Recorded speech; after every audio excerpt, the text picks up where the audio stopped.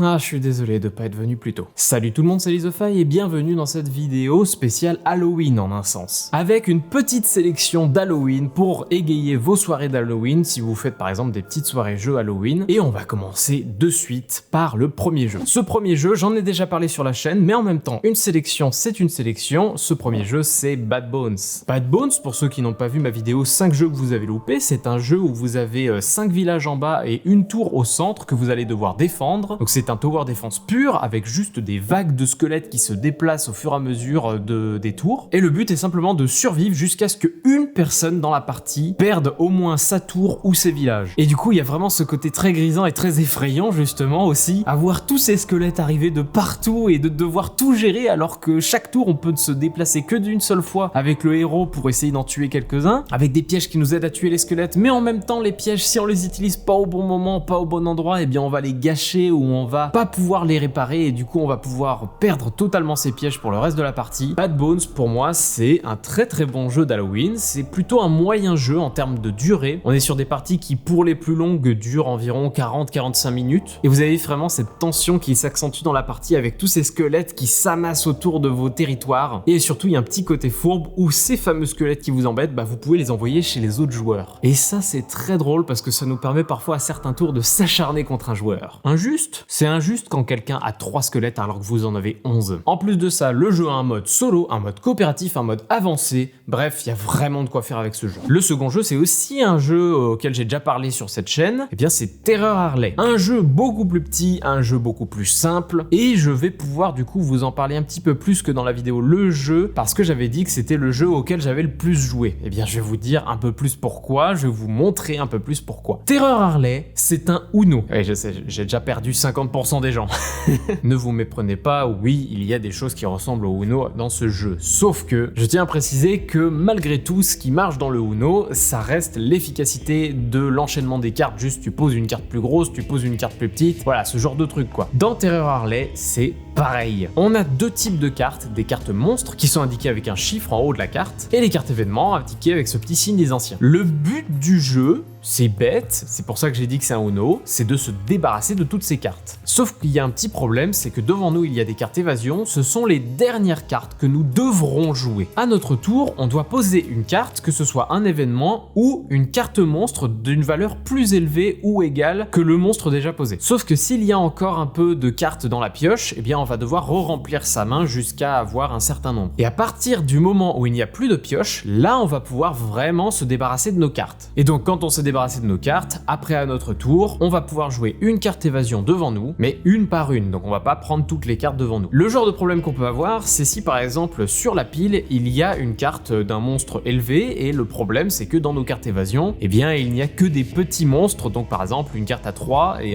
sur la pile il y a une carte à 9. Dans ce moment-là, on doit ramasser la pile, donc on se retrouve parfois avec plein de cartes en main. Mais, et c'est ça qui est ultra malin dans ce jeu, lorsqu'on pose un certain nombre de cartes du même nombre, on va pouvoir activer des effets. Effets qui sont divers et variés selon les numéros de cartes, mais il y en a par exemple c'est bannissez la pile et rejouer, changer le sens du jeu, etc. Et le jeu nous propose nous-mêmes d'avoir comme action de ramasser la pile. Donc on peut ramasser la pile autant quand on ne peut pas poser de cartes, mais aussi volontairement. Du coup, parfois, il y a des petites astuces où on doit ramasser la pile justement pour pouvoir avoir un certain nombre de cartes du même nombre pour pouvoir activer un effet. Il y a un côté finalement assez fourbe et assez malin parfois de voir quelqu'un ramasser une pile d'une vingtaine de cartes alors que le but c'est justement de se débarrasser de ces cartes. Terror Harley, j'y ai joué une bonne dizaine, vingtaine de fois, trentaine de fois, je pense même plus. Ça peut paraître peu, mais finalement, c'est déjà pas mal. Et c'est pour moi un jeu d'une efficacité redoutable. On peut enchaîner les parties comme pas permis, ça s'explique hyper vite. J'adore Terror Harley et pour vos soirées Halloween, je pense que c'est un bon petit jeu. On va enchaîner avec un jeu extrêmement connu parce qu'il a eu quand même l'As d'Or 2016 à Cannes. Il s'agit du Mysterium. Alors là, on rentre dans du classique d'Halloween, vraiment. Si vous connaissez le Dixit, vous n'aurez aucun mal à jouer à Mysterium. La grosse différence entre Dixit et Mysterium, finalement, eh bien, c'est que Dixit est simplement un petit jeu d'ambiance où on enchaîne des tours. Mysterium est un jeu où il y a un but et où le jeu est coopératif. Il y a un joueur qui va jouer le rôle du fantôme et son rôle va être d'envoyer égayer des visions avec des cartes très abstraites comme celle du Dixit, et les joueurs vont devoir comprendre ce que le fantôme leur dit. En l'occurrence, ils doivent trouver souvent un tueur, un lieu, un objet. Là, ça peut rappeler Cluedo, mais c'est vraiment pas le cas. Alors c'est marrant que je dise ça peut ressembler à Cluedo, parce que, fun fact d'aujourd'hui, je n'ai jamais joué au Cluedo. Je pense qu'un jour il faudrait que je l'essaie quand même, ne serait-ce que pour pas mourir bête, donc ça fera peut-être l'objet d'une vidéo. Mais Mysterium, ce n'est pas du tout ça. Le principe justement, c'est qu'on a des phases où les joueurs, les autres joueurs, donc pas le fantôme, vont devoir savoir avec les cartes vision à quel tueur elle fait référence. Donc par exemple, sur la carte abstrait, il y a du rouge, donc potentiellement c'est le tueur qui a le plus de rouge sur sa carte. Sur une autre carte abstraite, il y a un peu plus de trucs qui volent, donc potentiellement c'est en rapport avec la statue d'oiseau sur la carte lieu. Je dis des trucs au hasard comme ça, mais dans le principe c'est un peu ça. Il faut réussir à se faire comprendre avec ces cartes vision sur qu'est-ce que tu veux orienter finalement. Mysterium, c'est vraiment très malin. Tous les tours sont timés pour une bonne raison, c'est justement pour que ça avance assez vite et surtout qu'il n'y ait pas trop de réflexion. Et le problème, c'est que quand il y a trop de réflexion, ça peut soit être trop facile, soit être juste un peu moyen comme jeu. En fait, on va trouver que l'ambiance est pas ouf. Alors que le but, justement, c'est de se dépêcher et de finir le jeu en 7 tours maximum. En plus de ça, le matériel est vraiment Halloweenesque avec une petite horloge, les petits pions de divination, les trucs comme ça, les cartes qui font vraiment très Halloween dans les décors. Le jeu est magnifique, enfin en tout cas toutes les cartes sont magnifiques. Bref, Mysterium, je vous conseille vraiment beaucoup. Je le sors pas extrêmement souvent, mais à chaque fois que je le sors, franchement, je suis jamais déçu. Et pour Halloween, pour moi, c'est presque incontournable. Alors le jeu suivant, je peux tout expliquer. Le jeu suivant est l'adaptation d'une série Netflix.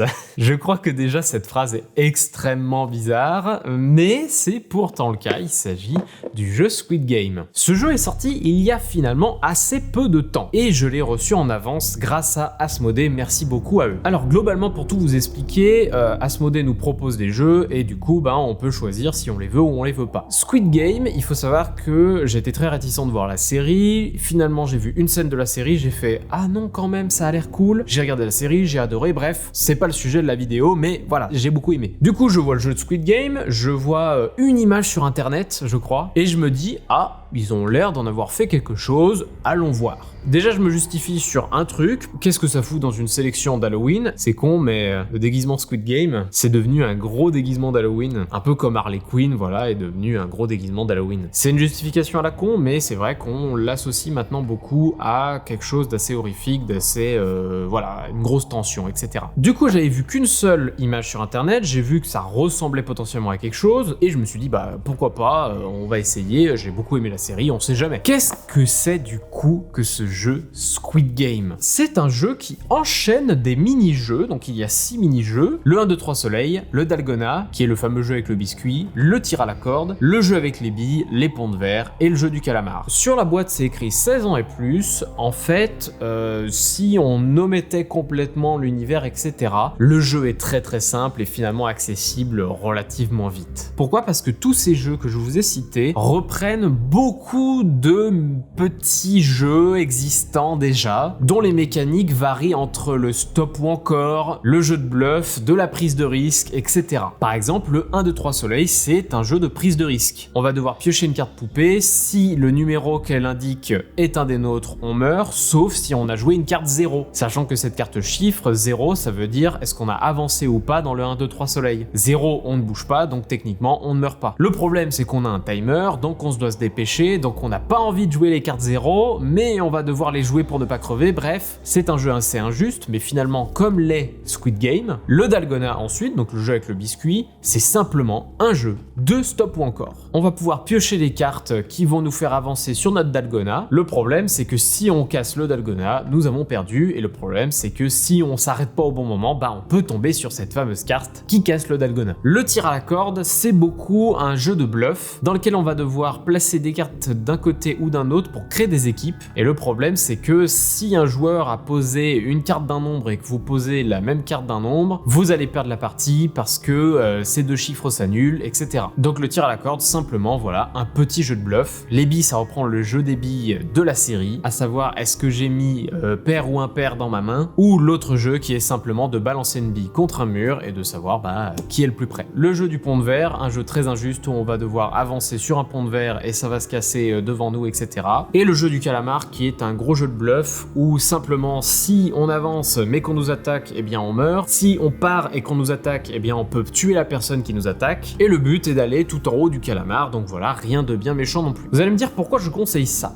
Simplement parce que je trouve que c'est très malin d'avoir mis dans un jeu autant de petits jeux qui font découvrir des mécaniques de gameplay. C'est vraiment pas un jeu incroyable, c'est pas un jeu qui va vous retourner le cerveau, c'est pas un jeu où vous allez beaucoup vous amuser, ne serait-ce que parce que vous ne contrôlez pas toujours grand chose, mais ça retranscrit bien l'aspect de la série à être très injuste parfois, et finalement ce côté injuste pour moi va très bien avec l'univers d'Halloween. Quelque chose où vous avez peur que ça vous arrive et vous vous dites putain ça m'arrive à ce moment-là, c'est pas possible, etc. Bref, Squid Game pour moi n'est pas un jeu exceptionnel, mais il a l'avantage de faire découvrir des petites mécaniques de jeu, et si vous jouez avec des gens qui n'ont pas forcément l'habitude des jeux de société, qui potentiellement aussi connaissent Squid Game, eh bien vous avez cette possibilité de leur présenter plusieurs types de mécaniques de jeu, et ça peut être très intéressant. Donc pour vos soirées Halloween, je vous conseille Squid Game, qui en plus ne coûte vraiment pas cher, le matos c'est pas dégueu, et vous avez une petite boîte qui vous permet d'enchaîner plein de petits jeux. Le dernier jeu à fait parler de lui, c'est peut-être celui en termes de mécanique de jeu qui fait moins ressentir l'effet